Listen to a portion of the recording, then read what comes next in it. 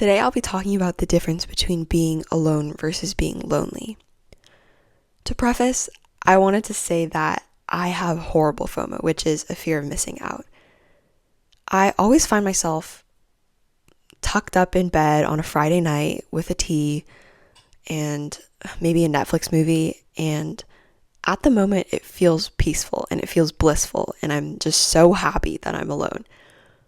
But by 10 p.m., when I do my final rounds of social media check-ins, I start seeing people's Instagram stories or their TikToks with their friends, and they might have gone to a concert or a party, or they might have had dinner together, and suddenly this feeling of solitude and peacefulness becomes super lonely, and I feel this impending doom. I feel nauseous almost. But when you really reflect on it, nothing in my environment changed. It was only the perception of what I thought my state of being was. I put it more in a negative light. Okay, I think it's important to define what these key terms that I'm talking about are and what my interpretation of them are, because it could be different for everyone.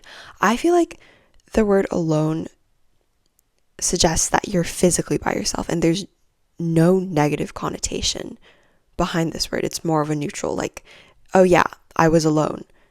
There's not really anything more to it. It's just you're physically alone. But I think the word lonely has more of a negative connotation, and it makes me feel like there's a perceived lack of connection. You can still be lonely even if you're surrounded by people. And I think these two words are honestly super similar to the words solitude and isolation. I view solitude as the chosen state of being alone, where you have full autonomy and you chose this state of being. I see solitude on par with words like peace or reflection. But isolation, I feel is more like loneliness. It's more of an imposed or unwanted version of being cut off. Feeling like you would want to be with other people and have that social connection, but you just are not able to have that. In a 1981 paper by Perlman and Peplow, they defined loneliness as the discrepancy between desired and actual social relationships.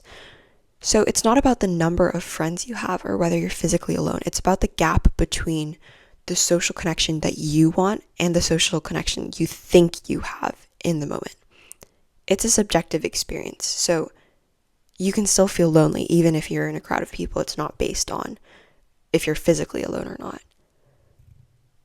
Soren Kierkegaard, who was a Danish philosopher, believed that universal human experiences are marked by an unavoidable feeling of loneliness.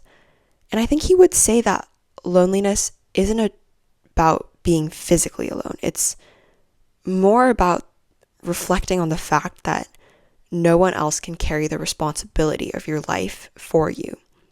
So even when you're surrounded by your closest friends or your loved ones, you're still alone in making choices and facing the weight of your own existence and, confronting the consequences of your actions. He warned against losing yourself in quote unquote the crowd, because blending in can actually make you feel lonelier than being by yourself and being physically alone ever could. It strips you of your identity as an individual by blending you with the group. So for him, I think loneliness is scary, but it's also freeing and liberating because it forces you to confront who you really are as your true, authentic self. Another philosopher, Sartre, has this line, "Hell is other people," which is taken from his 1944 play called No Exit. In this, I don't think he necessarily means you should ghost all your friends, but that being around others forces you to see yourself through their lens and their perspectives. And that can honestly make you feel lonelier than being physically by yourself, because suddenly you're not you. You're how they perceive you. It feels isolating because it's me versus everyone else. It's they all, which is a plural being, perceive what I am, and I am singularly by myself. Sartre's idea that you're completely responsible for your choices and what other people perceive you as feels more isolating as well. So what I get from these two philosophers is that loneliness becomes less about being alone on a Saturday night. It's more about carrying the full weight of your freedom with basically no escape. On a more positive light, American naturalist Henry David Thoreau frames solitude as an essential component for self-discovery and communication with nature. Irvin Yalom, who was an existential psychotherapist, identified solitude as one of the four givens of existence, accompanying death, freedom, and meaninglessness. Okay, so those are the more professional takes, which are like the more polished, psychological studies and the big philosophical words and claims. But I feel like outside of academia, we all carry our own cultural baggage about being alone. In movies, like eating by yourself is like the punchline for like a high school victim of bullying.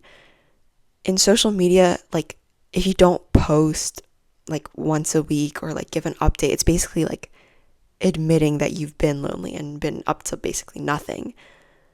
And at least that's what I get from that. And yet at the same time, there's a whole aesthetic around romanticizing solitude and like the idea of being mysterious and nonchalant and being a loner.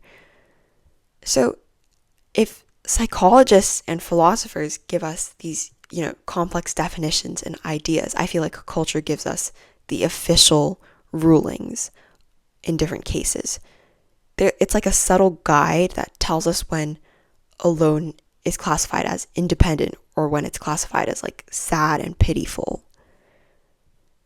Culturally, I think the line between being alone and being lonely gets even blurrier when you add like technology into the mix, because phones and social media make it look like you're never really by yourself, or make you feel like you're never really by yourself. You can be sitting in your room in complete silence, isolated from the rest of the world, but you're scrolling through TikTok and you're listening to Get Ready with Me's, and you're listening to story times, and it feels like you're surrounded by like hundreds of voices from all over the world, but in reality that's just an illusion.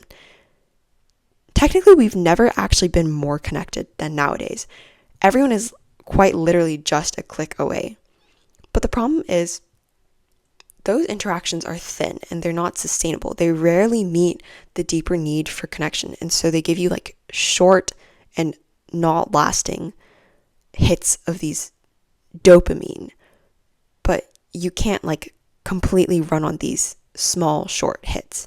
So you end up in this strange paradox. You end up in this dilemma. You feel like you've been with people all day, but in reality, when you put that phone down, you're lonelier than ever before. And so I feel like that's why some people call social media kind of like a loneliness intensifier, because it tricks your brain into thinking that you're socially satisfied. But the moment you turn off that screen, you're left with the same gap between what you want and what you have, tying back to the ideas of psychology and philosophy. And in a way, it can make you feel more lonely than ever. And it doesn't stop there. I feel like it gets more complicated because algorithms are designed to keep us glued to our phones and restrain us from sitting with ourselves and just our thoughts. And so the second you feel, that uncomfortable silence, there's like a video or like a notification from TikTok telling you to take a break and relax with some videos. And I feel like it makes me wonder, like, are we actually filling this void, or are we just running away from the experience of being alone? Because if being alone can actually be restorative and healing, the constant scroll on social media is less of a cure for loneliness and more of a way to avoid ever confronting how to be okay with just ourselves. What's interesting is that pop culture gives us totally mixed messages about being alone. It constantly contradicts itself. Like, on the one hand, you can have whole aesthetics on TikTok that are viral around romanticizing solitude. So think main character energy TikToks, or like the clean girl influencer who makes drinking matcha with like banana pudding cold foam in the woods look like a spiritual awakening or something that you really strive for. And even films sell this idea that being alone is where you can finally find yourself. Think of like the main character, the girl, choosing herself instead of being with a guy at the end of the movie. But at the same time, pop culture also stigmatizes solitude and makes it look pathetic. It just depends on the scenario. Like in sitcoms, the person eating lunch alone in the bathroom is like quite literally like the punchline. And a Friday night at home is painted as a failure compared to being invited and out at a party. And even these memes about hashtag like rotting in bed or like binge watching Netflix, and these jokes half ironically play on the fear that solitude is really just loneliness in disguise. Social media intensifies this split because platforms glorify this aesthetic version of being alone, like the curated 10-step Korean glass skin morning routine or like the solo travel vlog. And it also reminds you in real time of everything you're missing out on and not doing. And that's the paradox, right? Because the same app is telling you to romanticize your solitude, but at the same time, it's also flooding you with FOMO and like telling you about what other people are up to and how you're all alone. And you're left asking yourself, like, am I actually enjoying this state of being alone, or am I just trying to make my loneliness look prettier or more aesthetic? And so after hearing all these, I think, professional definitions and these cultural contradictions, I think it's worth asking, like, what do we actually do with all of this information, right? Because it's one thing to analyze and criticize how loneliness is presented and talked about, but it's another thing to entirely just sit in your room at 11 p.m., feel the loneliness creeping in and accept it or not. And I'm not pretending I've got everything figured out. I definitely don't. But I've been experimenting with what I'd call healthy solitude. I feel like, stretching when my brain feels too loud and taking walks by myself, putting my phone on D&D, even trying like these niche little creative hobbies that don't need to be productive. Like these are all things that I'm still working on because I feel like I constantly need to be doing something productive or like having a productive conversation with someone. So the main difference for me between loneliness and being alone is when your alone time, like physical alone time, feels like a choice rather than a consequence of a scenario. So it's more about having or feeling that you have the authority to choose whether you want to be alone or not. But at the same time, I've noticed how being alone, physically alone, can like tip into loneliness because it really is like a balancing game. For me, the moments when I'm constantly scrolling on TikTok or I got like a random YouTube video playing in the background just so that like, the silence of being just by myself doesn't feel so intimidating. That's when I know that I'm not in a peaceful solitude state anymore. I'm like constantly and actively avoiding something that's uncomfortable. But it still can be overcome. So the truth is, it's not about erasing loneliness altogether because both solitude and loneliness, like they ebb and flow. They're like a combo deal. They're just part of being human.